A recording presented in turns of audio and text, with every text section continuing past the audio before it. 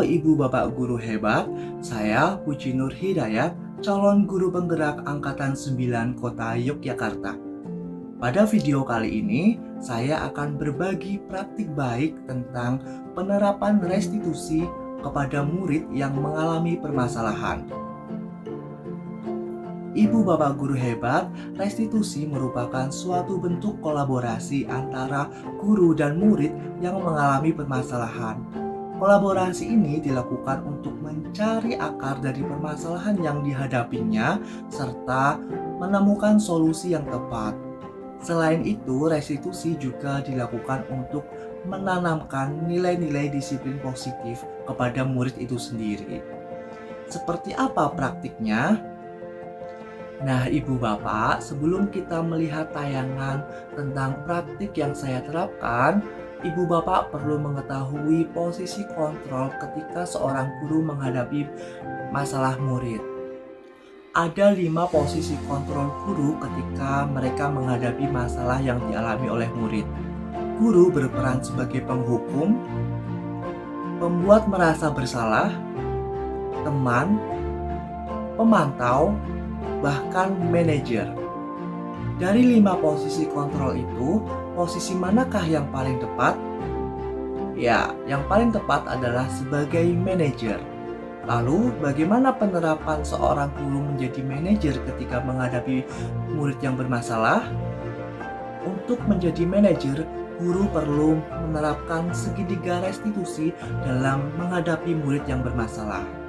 Segitiga restitusi ini memiliki 3 langkah. Yang pertama, menstabilkan identitas. Kedua, memvalidasi tindakan yang salah. Dan ketiga, mengingatkan keyakinan. Nah, seperti apa praktiknya? Mari kita simak pada kedua kasus berikut ini.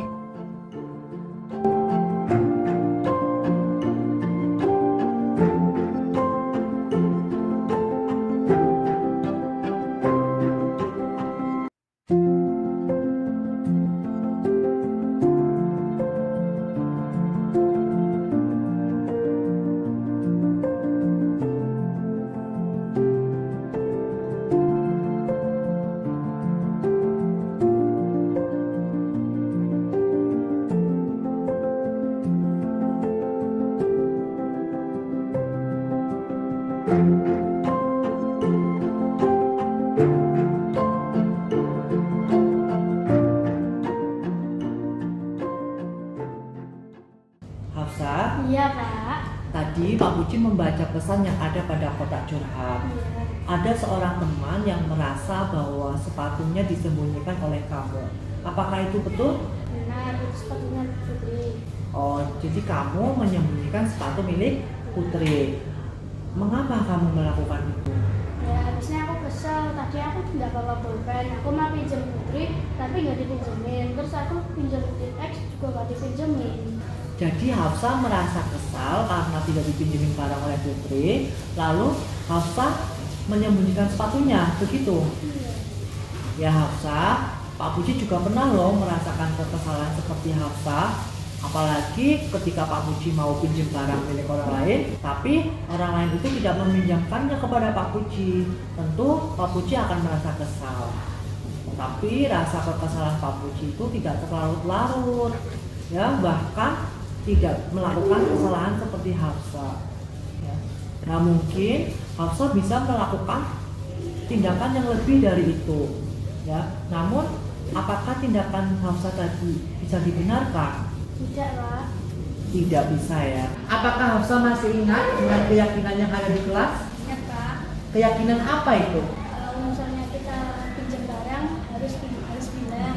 Ya, kalau kamu mau pinjam barang, maka kamu harus bilang dulu sama orang yang punya. Terus apa lagi? Kalau kita pinjam barang, orangnya harus setuju. Iya, orangnya harus setuju dulu ya. Kalau misalnya dia setuju, maka kamu bisa meminjamnya. Tapi kalau orang lain tidak setuju, maka kamu boleh pinjam tidak? Tidak boleh pinjam. Ya Hafsa, itu tadi keyakinan tentang barang milik orang lain. Adakah keyakinan lain yang tidak kamu terapkan? Ada, Pak. Kita harus menjaga barang milik orang lain. kamu harus menjaga barang milik orang lain, tidak boleh menyembunyikan sepatu seperti tadi ya. Nah, setelah ini kira-kira apa yang akan kamu lakukan? Meminta maaf kepada Putri. Oke, kamu akan meminta maaf kepada Putri. Kapan itu? Nanti sore. Nanti sore. Kamu punya nomornya Putri? Punya. Nah, kamu bisa menghubungi Putri melalui telepon ya, untuk minta maaf. Selain itu, apalagi yang akan kamu lakukan? Tidak menyembunyikan sepatu orang lain. Tidak menyembunyikan sepatu orang lain. Bagus. Terus, apakah kamu akan merasa kesal dengan orang yang tidak meminjamkan barang ke kamu? Tidak. Apa yang harus kamu lakukan? Menghargai orang lain. Ya, menghargai orang lain ya. Misalnya kamu tidak bisa dipinjami sama orang lain, maka kamu harus menghargainya. Begitu ya, Hafsa ya. Ya, keyakinan-keyakinan itu harus Hafsa tumbuhkan di kelas ya. Ada pertanyaan? Tidak. Ya Hafsa, diskusi kita sudah selesai. Setelah ini Hafsa sudah boleh pulang ya. Ya Pak, makasih. Ya. Assalamualaikum. Waalaikumsalam.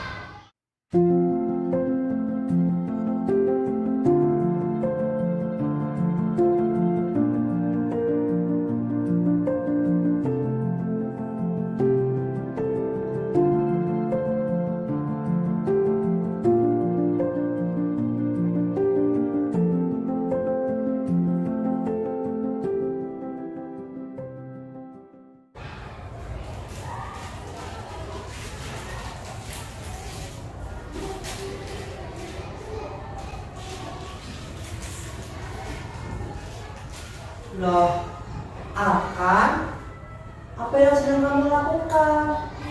Makan Mbak. Makan? Apakah tugasmu sudah selesai? Belum Mbak.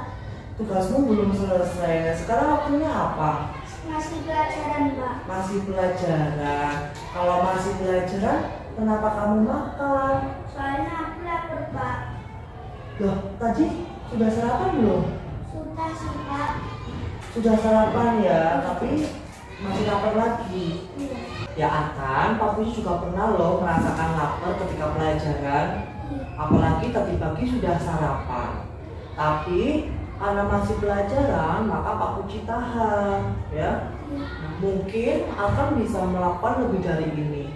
Misalnya akan turun kemudian ke kantin makan di sana. Itu bisa juga terjadi. Nah, kebetulan akan makannya di dalam kelas saat pelajaran. Apakah bisa dibenarkan? Tidak Pak. Tidak. Apakah akan masih ingat tentang keyakinan di kelas? Masih Pak. Keyakinan apa itu? Tidak makan saat pelajaran. Tidak makan saat pelajaran. Nah, kalau seperti ini berarti akan melanggar atau tidak? Melanggar Pak. Melanggar ya. Terus apa yang akan lakukan kalau gitu? Saya tidak akan mengulangi lagi. Tidak akan mengulangi lagi. Berarti tidak makan di dalam kelas saat Pelajaran. pelajaran. Selain itu, apa yang akan lakukan lagi? Biar tidak lapar mungkin. Berarti apa? Sarapan. Sarapan. Tapi tadi katanya sudah sarapan. Sedikit Pak. Oh, sarapannya lebih sedikit. Berarti besok kalau sarapan gimana? Tambah lagi porsinya Pak. Oh iya, porsinya ditambah lagi. Berarti maksudnya akan porsinya secukupnya ya. Iya. Iya, kayak tadi apa yang akan lakukan itu memang kurang tepat ya. Makan ketika pelajaran ya. Nah, Pak Puji rasa akan sudah bisa memahami keyakinan itu ya.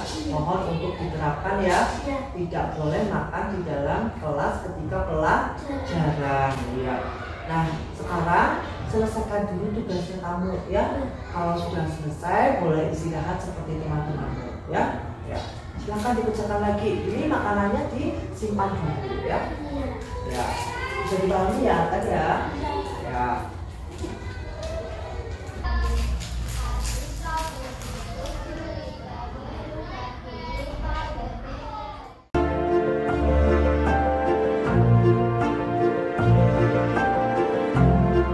Halo, nama saya Hamzah, kelas 5A. Dari praktek tadi, saya merasa seperti kejadian nyata.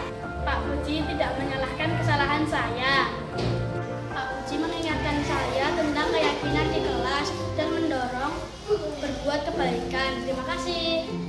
Halo, namaku Arkan, kelas 5A. Dari praktek tadi, masalahku bisa terselesaikan. Aku terasa lega. Pak Puji tidak memarahiku, namun menasihati. Pak Puji juga mengingatkanku keyakinan di kelas. Terima kasih. Dadah.